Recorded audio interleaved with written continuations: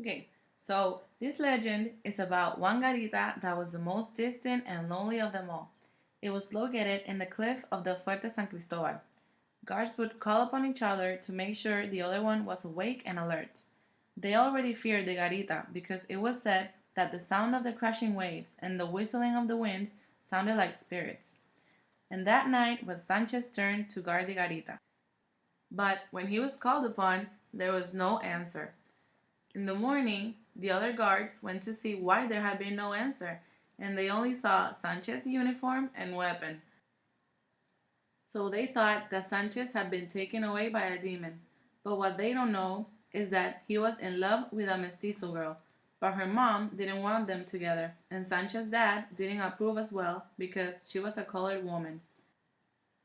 Therefore, the only way Sanchez could communicate with Diana was through his guitar. He would write songs to her with secret messages, and that night he wrote her a song telling her to go find her love and run away together.